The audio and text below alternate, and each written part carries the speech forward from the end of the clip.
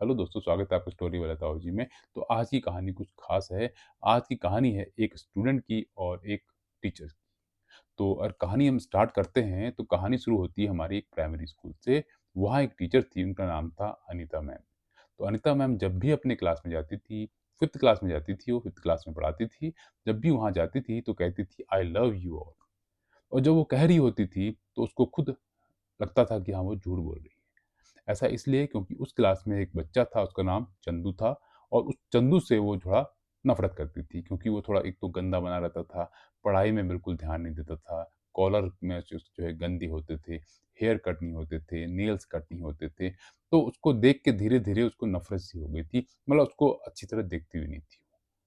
तो कोई भी टेस्ट भी लेती थी तो टेस्ट में उसके नंबर नहीं आते थे। तो ऐसा ही सेशन चलता रहा और फिर शुरू हो जाता है हमारी हाफ ईयरली। तो हाफ ईयरली का एग्ज़ाम होता है, रिपोर्ट कार्ड का दिन आता है, तो रिपोर्ट कार्ड में अनीता मैम बहुत कुछ लिख देती हैं बच्चे के बारे में कि बच्चा ऐसा है, वैसा है, कहना नहीं मानता, पढ़ाई में ध्यान नहीं देता, तो बहुत कुछ लिख देती हैं। तो उस स्कूल का एक रूल था कि जब भी रिपोर्ट कार्ड घर भेजे जाते थे, तो पहले हेडमास्टर को दिए जाते थे। तो वहाँ के जो हेडमास्टर थे, उनके पास रिपोर्ट कार्ड गए। तो उन्होंने देखा, उन्होंने देखा तो चौंक गए, बोला अरे! ये क्या लिखा चंदू के बारे में? कुछ भी अच्छा नहीं लिखा। तो उन्होंने बुलाया अनीता मैम को और कहा मैम आपने तो कुछ भी अच्छा नहीं लिखा, कुछ तो लिखिए। तो अनीता मैम वैसे ही गरम मिजाज की थी, तो बोलने लगी, इधर-उधर की बात सुनाने लगी, ऐसा-वैसा सारी कमियाँ गिना दी और वहाँ से चली गई। अब हेडमास्टर सोचने लगे कि अनीता मैम को कैसे समझाया जाए। तो उन्होंने अपने पीएन को बुलाया और उससे कहा कि अलमारी से चंदू की जो पुरानी मार्कशीट है वो लाओ और अनीता मैम की टेबल में जाके रख दो। पीएन ने चंदू की 3rd की और 4th की मार्कशीट अनीता मैम की टेबल में रख दी।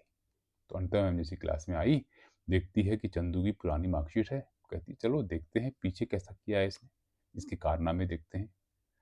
तो जैसे ही उन्होंने 3rd की उनकी मार्कशीट निकाली, तो 3rd की जो मार्कशीट थी, उसमें देखा तो उसमें लिखा था कि चंदू बहुत ही होनहार बच्चा है, बहुत ही इंटेलिजेंट बच्चा है और बहुत ही अच्छे उसके मार्क्स आए थे और क्लास में फर्स्ट आया था। चौंक जाती है वो, अरे! ये तो एकदम बुद्धू नालायक बच्चा है और 3rd में ऐसा था? ठीक है, उसको साइड में रखती है, फिर निकालती है 4th की मार्कशीट।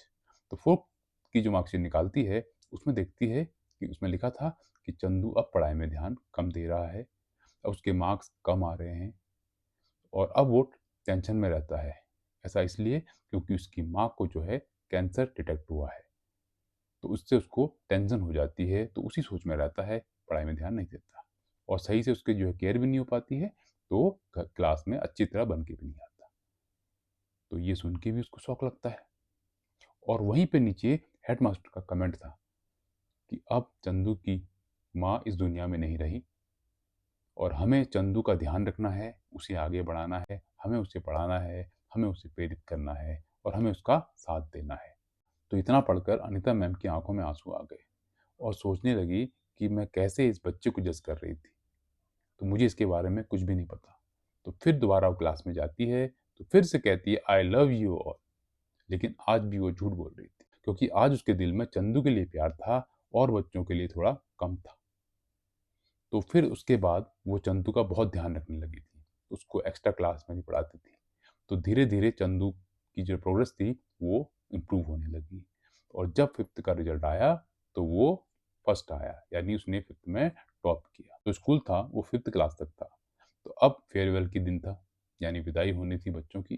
तो सब बच्चे टीचर के लिए गिफ्ट लेके आए। तो चंदू भी गिफ्ट लेके आया, तो छोटा-सा पैक बना के लाया था, पैकिंग करके लाया था। तो बच्चों ने कहा क्या है, क्या है?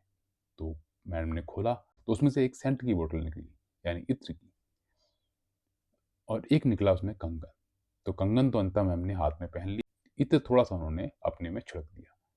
तो चंदू पास आया और हल्की आवाज़ में बोला कि मैम, आज मुझे आपसे अपनी माँ की खुशबू आ रही है। इतना सुनकर अनीता मैम की आँखों में आँसू आ गए और उन्होंने चंदू को गले लगा लिया। उसके बाद चंदू वहाँ से चला गया। उसके बाद जब भी वो क्लास में नई क्लास में जाता था, यानी 5th, 6th से 7th में, 7th से 8th में, तो रिज़ल्ट के बाद वो एक लेटर ज़रूर लिखता था अनीता मैम को और कहता था, मैम आप जैसी मैम मुझे आज तक नहीं मिली, और अपनी रिपोर्ट कार्ड बताता था कि मेरा ये आया है, ये आया है। ऐसे ही दिन बीतते गए तो कुछ सालों बाद अनीता मैम के पास एक लेटर आता है और उसमें था एक इन्विटेशन लेटर, उसमें लिखा था चंदू और उसके आगे लिखा था डॉक्टर, यानी डॉक्टर चंदू, और वो चंदू डॉक्टर बन चुका था।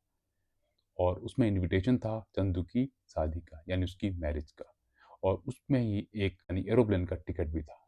तो मैम जाती हैं एरोप्लेन से और शादी में पहुँचती हैं, तो तब तक शादी नहीं हुई होती है, शादी रुकी होती है। तो जैसे ही मैम वहाँ जाती हैं, तो चंदू माइक में बोलता है कि ये देखिए मेरी माँ जिसे मैं आपको मिलाना चाह रहा था। तो इतना सुनकर अनिता मैम की आँखों में आँसू आ जाते हैं। तो ये कहानी बहुत छोटी है, लेकिन सीख हमें बहुत बड़ी दे जाती है कि हमारे आस-पास ऐसे बहुत सारे चंदू हैं। तो हमें उसका ध्यान देना है उनका, और हमें उसे जज नहीं करना है। तो हमें कोशिश करनी है कि उस चंदू को हम डॉक्टर चंदू कैसे बनाएँ। तो चंदू जैसे बहुत सारे बच्चे हमारे आस-पास हैं, जिनको हमारे प्यार की ज़रूरत है, हमारे केयर की ज़रूरत है, हमारे ध्यान की ज़रूरत है। तो उनका केयर कीजिए, उनको दिल से पढ़ाइए, उनकी मदद कीजिए, उनका ख़्याल रखिए, क्या पता कौन-सा चंदू डॉक्टर चंदू बन जाए। तो अगर आज की कहानी आपको अच्छी लगती है, तो वीडियो को लाइक, शेयर और सब्सक्राइब ज़रूर कीजिएगा। फिर मिलते हैं नई कहानी में, तब तक के लिए good bye, have a nice day.